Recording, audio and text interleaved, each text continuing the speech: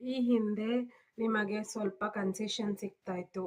3 ವರ್ಷ, 3 1/4 ವರ್ಷ, 3.5 ವರ್ಷ ಆಗಿದ್ರೆ ಸೊ ಕನ್ಸೆಷನ್ ಮೇಲೆ ತಗೊಂಬಿಡ್ತಾ ಇದ್ರಲ್ಲ LKGಗೆ. ಅದಾಗಲ್ಲ ಇವಾಗ. ಸರ್ಕಾರದಿಂದ ಮ್ಯಾಂಡೇಟ್ರಿ ರೂಲ್ಸ್ ಬಂದಿದೆ.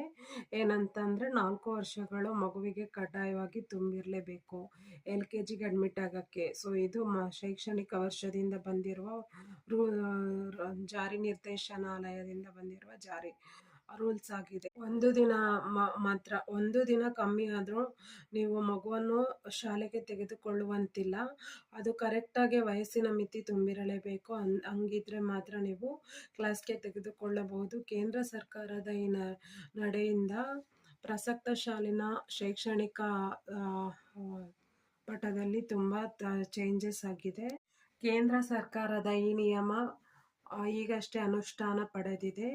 ಸರ್ಕಾರಿ ಮತ್ತು ಖಾಸಗಿ ಶಾಲೆಗಳಿಗೆ ಈ ನಿಯಮ ಅನ್ವಯವಾಗುತ್ತೆ. ಸೊ ಈ ನಿಯಮ 2 ವಿಭಾಗದ ಶಾಲೆಯ ಸಂಸ್ಥೆಗೆ ಇದು ಒಳಪಟ್ಟಿರುತ್ತೆ.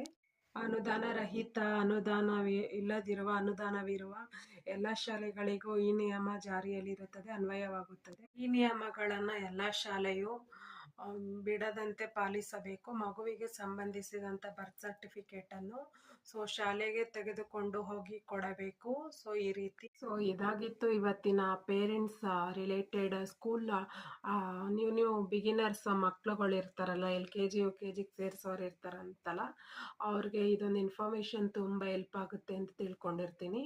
ಸೊ LKGಗೆ ಸೇರಿಸ್ಬೇಕಾದ್ರೆ ಬರ್ತ್ ಸರ್ಟಿಫಿಕೇಟ್ ಕಡ್ಡಾಯವಾಗಿ ತಗೊಂಡೋಗ್ಲೇಬೇಕು. ಸೊ ಬರ್ತ್ ಸರ್ಟಿಫಿಕೇಟ್ ಇಲ್ಲದೆ LKG ಅಡ್ಮಿಷನ್ಸ್ ಇರೋದಿಲ್ಲ.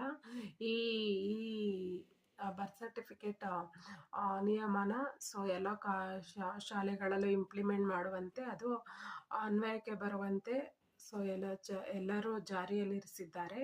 ಸೊ ಇದನ್ನು ಪಾಲಿಸಿ. ಸೊ ಇಷ್ಟು ಹೇಳ್ತಾ ಅಡ್ಮಿಷನ್ಸ್ ಪ್ರೋಸೆಸ್ ಬಗ್ಗೆ ಏನು ಅಂತ ಇವತ್ತಿನ ವಿಡಿಯೋದಲ್ಲಿ ಹೇಳಿದ್ದೀನಿ, ವ್ಲಾಗ್ಸಲ್ಲಿ.